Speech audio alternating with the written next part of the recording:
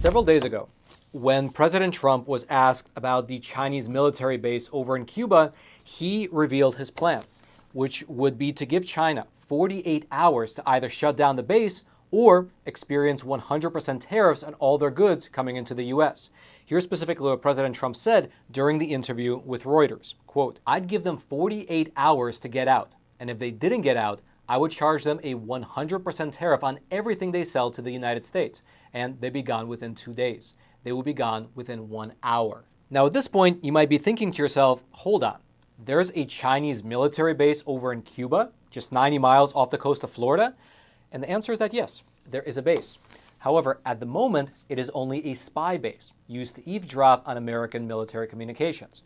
However, there's an active effort being made by the Chinese Communist Party to convert this spy base into a military base that would house actual Chinese soldiers. And furthermore, this is not just a small isolated incident. Instead, this Chinese-Cuban military alliance is actually part of a Chinese Communist Party master plan called Project 141. Now, to start with, this whole Chinese-Cuban plot was first exposed in a bombshell report published by the Wall Street Journal.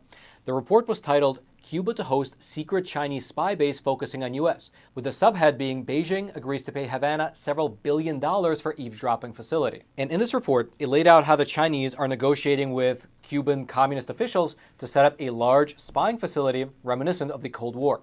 Here's what the article stated. Quote, "China and Cuba have reached a secret agreement for China to establish an electronic eavesdropping facility on the island in a brash new geopolitical challenge by Beijing to the U.S., according to U.S. officials familiar with highly classified intelligence. An eavesdropping facility in Cuba, roughly 100 miles from Florida, would allow Chinese intelligence services to scoop up electronic communications throughout the southeastern U.S., where many military bases are located, and monitor U.S. ship traffic. Officials familiar with the matter said that China has agreed to pay cash-strapped Cuba several $billion to allow it to build the eavesdropping station, and that the two countries have reached an agreement in principle." Now, these are shocking developments. However, when they were first brought to light, the Biden administration denied that this was true. In fact, when they were first asked about it, Mr. Patrick Ryder, who is a spokesperson for the U.S. Pentagon, he said the following, quote, "I can tell you based on the information we have that this is not accurate, that we are not aware of China and Cuba developing a new type of spy station.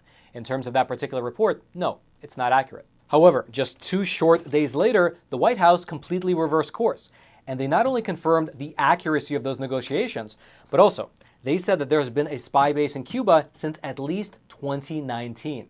In a statement, here's what they wrote, quote, "This is an ongoing issue and not a new development. The Chinese government will keep trying to enhance its presence in Cuba, and we will keep working to disrupt it." This is, if nothing else, an amazing 180-degree turn. Think about it. On Thursday, the federal government denied that any of this was true.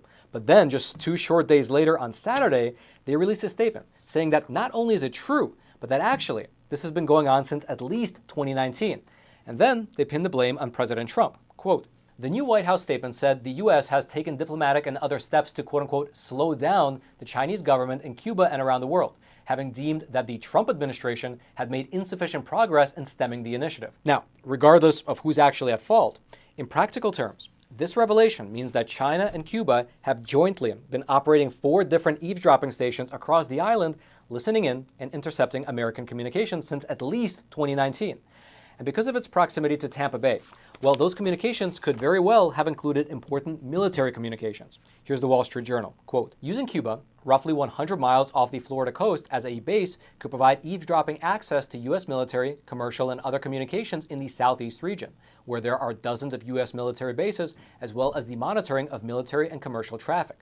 The U.S. military's headquarters for U.S. Central Command, which oversees the Middle East and parts of Central and South Asia, and U.S. Special Operations Command are both in Tampa, Florida. U.S. Southern Command is based in Miami." Furthermore, besides these spy bases, it appears that the Chinese Communist Party is looking to expand these operations into full military bases, wherein they could house Chinese troops, again, just 100 miles off the coast of the U.S. And this is not an isolated incident, because what they're doing over in Cuba is actually part of a Chinese communist initiative called Project 141. This is a plan that the Chinese military is working to enact, which involves this, quote, "building at least 5 overseas military bases and 100 logistics support bases by 2030. Essentially, the Chinese military is looking to set up shop all across the world. And besides Cuba, other Project 141 sites include a Chinese naval outpost over in Cambodia, a Chinese military facility over in the United Arab Emirates, which the U.S. State Department was actually able to put a pause on through backroom negotiations. Then there's a Chinese base over in Djibouti on the Horn of Africa. And of course, you now have the base over in Cuba, which the Chinese communists are attempting to expand into a full military base. And so, with all these different developments, I'm reminded of a quote from Mr. Mark Twain. Quote, "History never repeats itself, but it does rhyme." And along that line, there appear to be many similarities, many rhymes between what's happening now to what was happening in the late 1950s and 1960s. For instance, we have an extremely politically divided nation. The threat of nuclear war is once again on the table. We have a Kennedy running for president, and now we have one of our biggest geopolitical adversaries setting up shop over in Cuba. I guess the only thing we're missing is the modern-day equivalent of the Bay of Pigs invasion, although I'm sure the CIA is cooking something up right now. And in fact, along that line, this congressional letter right here was sent to the director of the CIA demanding answers on what the U.S. currently knows about this Chinese-Cuban military base, as well as what the U.S. federal government is doing about it. Specifically, this bipartisan letter was written jointly by Senator Rob Menendez, the Democrat chairman of the Senate Foreign Relations Committee, as well as Congressman Michael McCaul, the Republican chairman of the House Foreign Affairs Committee.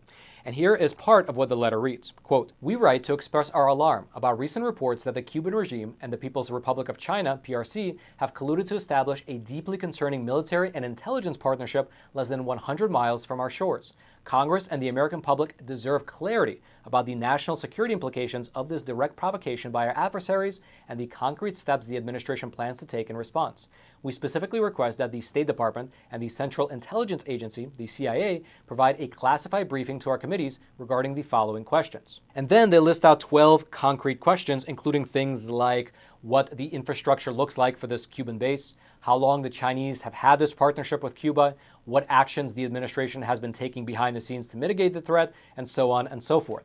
Some of the questions get quite specific. And the deadline for the Biden administration to get back to these members of Congress is July 14th, 2023, which is exactly 2 days from now. Although, if I was a member of Congress, I would not hold my breath, waiting for the director of the CIA to get back to me regarding these questions. And actually, I would love to know your thoughts. Do you think that the director of the CIA will actually respond to these questions by Friday?